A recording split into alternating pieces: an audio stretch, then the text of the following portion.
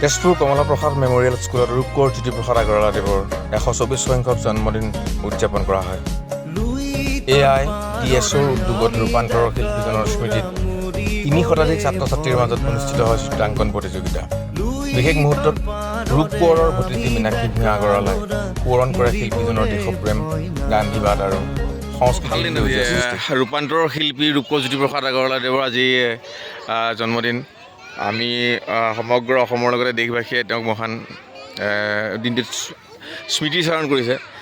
আপুনি যিহেতু তেখেতৰ ভতিজী, এইটো ধুনীয়া হৈ আছে, আপুনি সেউজীয়া হৈ আছে। আজিৰ দিনটোৰ অনুভৱ কেনেকুৱা? আজি বহুসংখ্যক ছাত্ৰ ছাত্ৰীয়ে চিত্ৰকলাত স্মৃতিচাৰণ কৰিছে, চিত্ৰকলাৰ মাজেৰে তেখেতক ৰোমন্থন কৰিছে। আপোনাৰ অকণমান মনৰ অনুভৱ? প্ৰথমে মই socialist unity centre of India communist পাৰ্টীৰ যিখিনি সদস্য, তেওঁলোকৰ এই বছৰে বছৰে তেওঁলোকে এইটো কৰি আহিছে অসমত, আৰু তেওঁলোকৰ একাগ্ৰতা আৰু জ্যোতিপ্ৰসাদৰ প্ৰতি তেওঁলোকৰ নিষ্ঠা যিটো দেখিছোঁ আজি ইমান বছৰে, সেইটোত মই খুব তেওঁলোকক মই সহযোগ আগবঢ়াওঁ।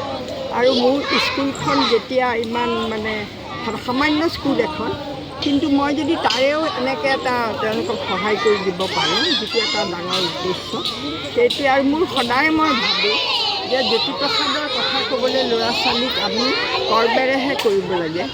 আৰু তেওঁৰ যিবোৰ এতিয়া সৰু ল'ৰা ছোৱালীক ডাঙৰ তেওঁৰ বিপ্লৱী মন বা তেওঁৰ কবিতা এইবিলাকতো কৈ পেলাই লাভ নাই। চ' প্ৰেক্টিকেল যিখিনি কৰি আছে তাৰ মাজেদি আমি কবিতা ইত্যাদি লৈ পেলাই তেওঁলোকে বুজা কৰে, তেওঁলোকৰ মনত শিকালে, তেতিয়াহে আমি জ্যোতিপ্ৰসাদৰ ক্ৰমে নুবুজা মানুহ বাঢ়ি আহিছে। এতিয়া বহুতে কিজানি নামো নাজানে। সেইকাৰণে তেনে ক্ষেত্ৰত এনেকুৱা সৰু সৰু চেষ্টাহে তেওঁ জীয়াই ৰাখিব, আৰু তেওঁ নিশ্চয় আত্মাই শান্তি পাব। ৰূপকোঁৱৰ জ্যোতিপ্ৰসাদ আগৰৱালা আছিল একাধাৰে কবি, সাহিত্যিক, নাট্যকাৰ, অসমীয়া চলচ্চিত্ৰৰ জনক তথা স্বাধীনতা আন্দোলনৰ নেতা। প্ৰাক স্বাধীনতা কালত তেখেতৰ লিখনিত পৰিস্ফুট হৈছিল অন্ধতা, কুপমণ্ডুকতাৰ বিৰুদ্ধে উদাত্ত আহ্বান। তেখেতৰ শিল্প সাধনাৰ মূল উৎসই আছিল মানুহ। তেখেতৰ আপোচবিহীন লেখনিয়ে ভাৰতৰ জনসাধাৰণ, বিশেষকৈ ছাত্ৰ যুৱ সমাজক দেশমাতৃৰ বাবে জীৱন আহুতি দিবলৈ অনুপ্ৰেৰণা যোগাইছিল। পুঁজিবাদৰ অৱক্ষয়ী সংস্কৃতিৰ আৱশ্যম্ভাৱী ফলৰ পৰা বিপৰ্যস্ত জনতাক তেওঁ মুক্তিৰ আহ্বান জনাইছিল। ৰূপান্তৰে মাথো জগত ধুনীয়া কৰে, এয়ে মোৰ গায়ত্ৰী মন্ত্ৰ।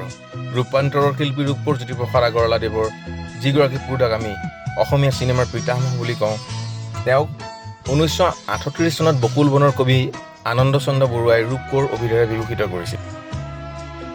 তুমি কোৱাচোন, আজি ৰূপকোঁৱৰ জ্যোতিপ্ৰসাদ আগৰৱালাদেৱৰ পবিত্ৰ জন্মতিথি, তোমালোকৰ এই উদ্যোগ সঁচাই প্ৰশংসনীয়, কাৰণ ছাত্ৰ ছাত্ৰীসকলক জড়িত কৰি চিত্ৰকলাৰ মাধ্যমেৰে মহান শিল্পীগৰাকীক ৰোমন্থন কৰাৰ প্ৰয়াস, কেনেকুৱা অনুভৱ হৈছে? আচলতে মহান শিল্পী ৰূপকোঁৱৰ জ্যোতিপ্ৰসাদৰ যি অসমৰ ভাৰতবৰ্ষৰ ক্ষেত্ৰতেই, স্বাধীনতা আন্দোলনৰ ক্ষেত্ৰতেই হওক, সংস্কৃতি বা সাংস্কৃতিক জগতৰ ক্ষেত্ৰতেই হওক, তেওঁৰ যি ভূমিকা, তেওঁৰ যি অৱদান, সেইটো কি ক'ম, সেই অৱদান কেতিয়াও পাহৰা আমি সম্ভৱ নহয়, কাৰণ তেওঁক পাহৰি আচলতে আমাৰ কোনো অস্তিত্বই নাথাকে, জাতিৰ আৰু অসমীয়া। হয়। সেইফালৰ পৰা আজি আমি এটা প্ৰয়াস কৰিছোঁ, অকল আজি বুলিয়ে নহয়, এই মহান এই শিল্পীগৰাকী, দেশপ্ৰেমিকগৰাকীৰ চৰ্চাৰ যোগেদি আমি যাতে আজিৰ দিনত নতুনভাৱে আজি সমাজখনক আগুৱাই লৈ যোৱাৰ এটা যাতে প্ৰয়াস আমি চলাব পাৰোঁ, সেই উদ্দেশ্যে ছাত্ৰ ছাত্ৰী সকলো ৰাইজক যুক্ত কৰিয়ে আমি এই প্ৰচেষ্টাবিলাক কৰোঁ। আৰু আজি চিত্ৰাংকন প্ৰতিযোগিতা ৰাখিছোঁ, আৰু এই জ্যোতিপ্ৰসাদ আগৰৱালাৰ জীৱন সংগ্ৰাম সম্পৰ্কে কিছু যাতে আভাস পায়, তেওঁলোকে মানসিকভাৱে যাতে জড়িত হ'ব পাৰে, তাৰ কাৰণে চিত্ৰাংকনৰ লগতে কিছু আলোচনা সভা, যিটো সংগীতৰ অনুষ্ঠান, এইবোৰ কাৰ্যসূচী আছে। পৃথিৱীলৈ কম দিনলৈ আহিও মুখত সোণৰ চামুচ লৈ অহা মহান শিল্পী আৰু দেশপ্ৰেমিক জনৰ সৃষ্টিসমূহত বিশ্বৰ জনতাই বিচাৰি পাইছিল জাতীয়তাবাদ, মানৱতাবাদ আৰু প্ৰকৃতিৰ সুন্দৰতম প্ৰকাশ। কলা, সাহিত্য আৰু সংস্কৃতিৰ জৰিয়তে তেওঁ সমাজৰ পৰা শোষণ, অন্যায় আৰু কুসংস্কাৰ আঁতৰাই বৈপ্লৱিক নৱজাগৰণৰ সূচনা কৰিছিল। তেওঁ চিন্তাধাৰাত সৰ্বহাৰাৰ প্ৰতি শ্ৰেষ্ঠ আসন, সত্য আৰু স্বাৱলম্বন আৰু সংকীৰ্ণতাহীন সমাজ প্ৰতিফলিত হৈছিল। তেওঁৰ দৰ্শনত মানৱতাবাদ আৰু সৰ্বজনীনতা, প্ৰকৃতিৰ প্ৰতি সমবেদনা, গান্ধীবাদ আৰু আত্মৰ নিৰ্ভৰশীলতাই ঠাই পাইছিল। আজি তেজপুৰৰ KPM স্কুলত AIDSৰ শোণিতপুৰ জিলা সমিতিৰ সহযোগত মহান শিল্পীগৰাকীৰ 124 সংখ্যক পূজা দিন উদযাপন কৰা হৈছে। প্ৰায় 3 শতাধিক ছাত্ৰ ছাত্ৰীৰ হৃদয় গভীৰত স্থান পাবলৈ দুয়োটাই গ্ৰহণ কৰিছে চিত্ৰাংকন প্ৰতিযোগিতা। সুন্দৰজে ফুলাৰ মন্ত্ৰী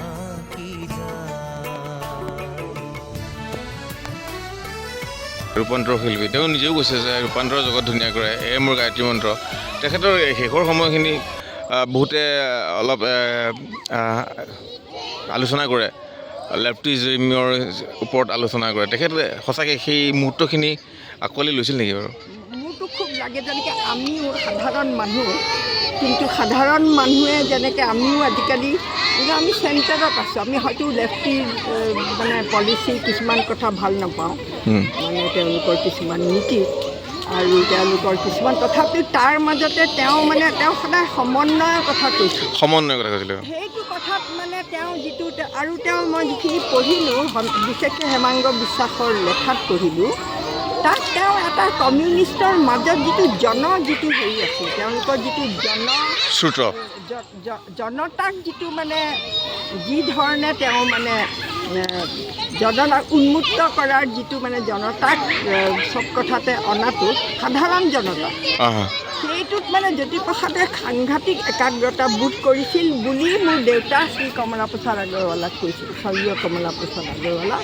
কাৰণ সুধিছিলে ককায়েকক যে তই মানে কিয় ইমান কমিউনিষ্টবিলাকৰ লগত থাক, তেতিয়া কৈছিলে যে মোৰ যিটো সংস্কৃতিৰ প্ৰচেষ্টা যিটো মানে বহল হ'ব লাগিব, তেওঁ যিটো মানে পিৰামিড ৰচিছিলে তাৰ যিটো বহল হ'ব লাগিব মানে তাৰ ভেটিটো, সেই ভেটিটোৰ সেইখিনি কাম আজি কমিউনিষ্টসকলে মই কৰা দেখিবলৈ পাইছোঁ। আৰু এইটো কথাত মই তেখেতক সহযোগ দিলে।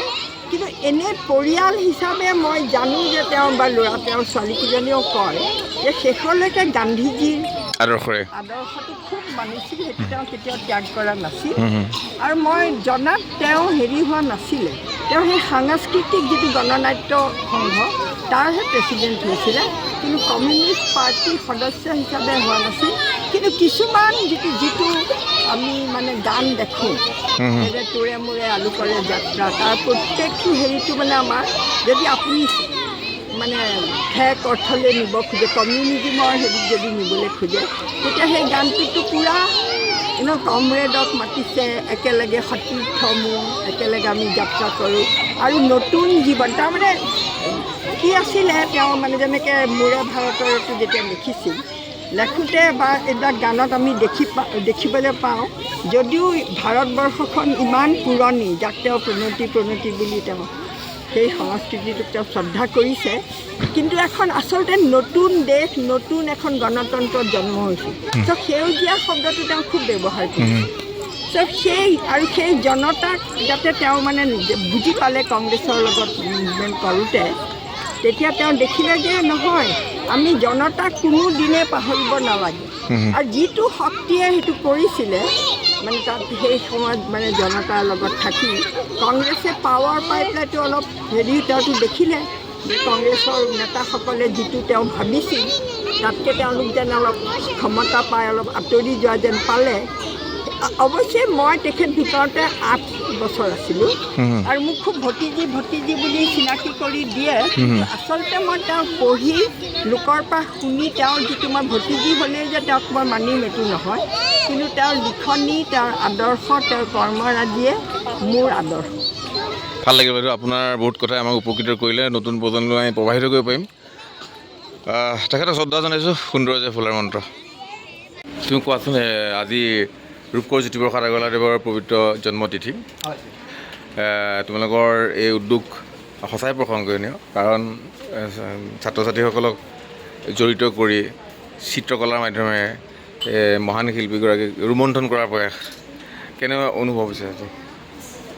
আচলতে মহান শিল্পী ৰূপকোঁৱৰ জ্যোতিপ্ৰসাদৰ যি মানে অসমৰ ভাৰতবৰ্ষৰ ক্ষেত্ৰতেই, স্বাধীনতা আন্দোলনৰ ক্ষেত্ৰতেই হওক, মানে সংস্কৃতি বা সাংস্কৃতিক জগতৰ ক্ষেত্ৰতেই হওক, তেওঁৰ যি ভূমিকা, তেওঁৰ যি অৱদান, সেইটো মানে কি ক'ম, সেই অৱদান কেতিয়াও পাহৰা আমি সম্ভৱ নহয়, কাৰণ তেওঁক পাহৰি আচলতে আমাৰ কোনো অস্তিত্বই নাথাকে, জাতীয় আৰু অসমীয়া। হয়। এইফালৰ পৰা আজি আমি এটা প্ৰয়াস কৰিছোঁ, অকল আজি বুলিয়ে নহয়, এই মহান এই শিল্পীগৰাকী দেশপ্ৰেমিকগৰাকীৰ চৰ্চাৰ যোগেদি আমি যাতে আজিৰ দিনত নতুনভাৱে আজি সমাজখনক আগুৱাই লৈ যোৱাৰ এটা যাতে প্ৰয়াস আমি চলাব পাৰোঁ, সেই উদ্দেশ্যে ছাত্ৰ ছাত্ৰী সকলো ৰাইজক যুক্ত কৰিয়ে আমি এই প্ৰচেষ্টাবিলাক কৰোঁ।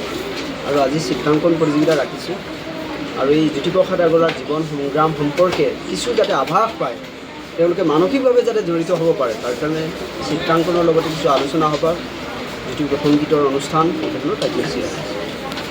বৰ ভাল দিন আজি ৰূপান্তৰৰ শিল্পী ৰূপকোঁৱৰ জ্যোতিপ্ৰসাদ আগৰৱালাদেৱৰ আজি জন্মদিন।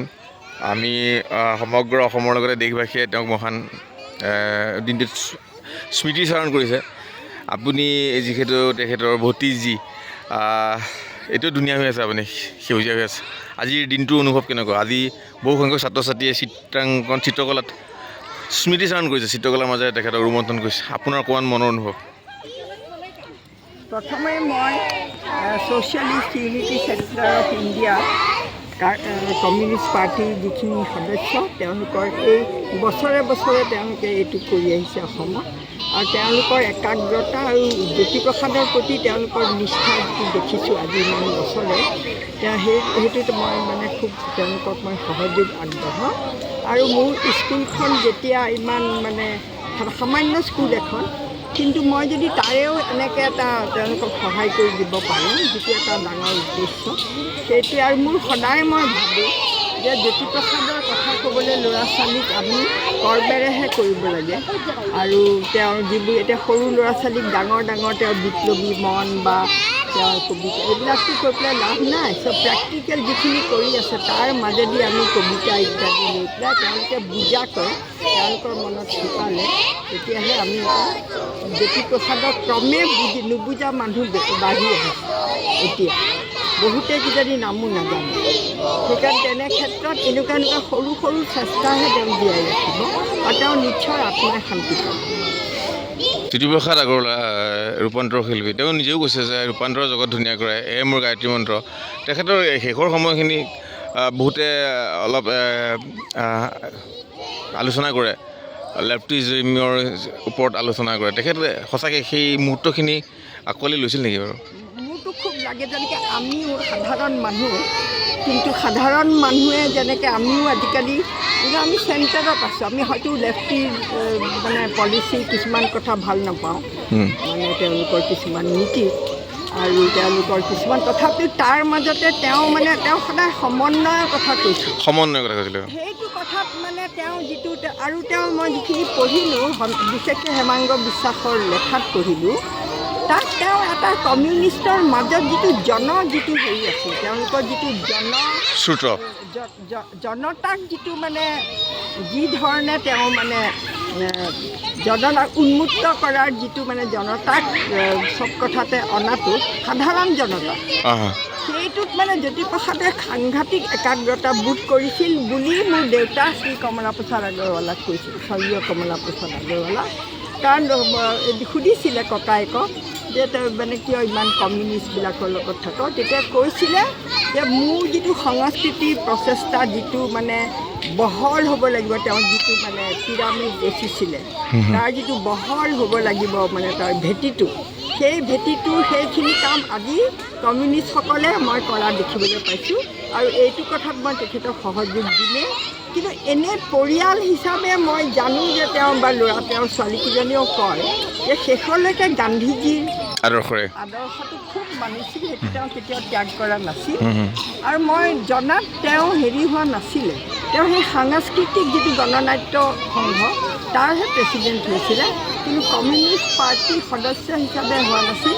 কিন্তু কিছুমান যিটো আমি মানে গান দেখোঁ, যে তোৰে মোৰে আলু কৰে যাত্ৰা, তাৰ প্ৰত্যেকটো হেৰিটো মানে আমাৰ যদি আপুনি মানে ঠেক অৰ্থলৈ নিব খোজে, কমিউনিজিমৰ হেৰিত যদি নিবলৈ খোজে, তেতিয়া সেই গানটোতো পূৰা কমৰেডক মাতিছে, একেলগে সতীৰ্থ মোৰ, একেলগে আমি যাত্ৰা কৰোঁ আৰু নতুন জীৱন। তাৰমানে কি আছিলে, তেওঁ মানে যেনেকৈ মোৰে ভাৰতৰটো যেতিয়া লিখিছিল, লেখোঁতে বা এইবিলাক গানত আমি দেখিবলৈ পাওঁ, যদিও ভাৰতবৰ্ষখন ইমান পুৰণি, যাক তেওঁ প্ৰণতি বুলি তেওঁ সেই সংস্কৃতিটোক তেওঁ শ্ৰদ্ধা কৰিছে কিন্তু এখন আচলতে নতুন দেশ নতুন এখন গণতন্ত্ৰত জন্ম হৈছিল চ' সেউজীয়া শব্দটো তেওঁ খুব ব্যৱহাৰ কৰিছে চ' সেই জনতাক যাতে তেওঁ মানে বুজি পালে কংগ্ৰেছৰ লগত মুভমেণ্ট কৰোঁতে তেতিয়া তেওঁ দেখিলে যে নহয় আমি জনতাক কোনোদিনে পাহৰিব নালাগে আৰু যিটো শক্তিয়ে সেইটো কৰিছিলে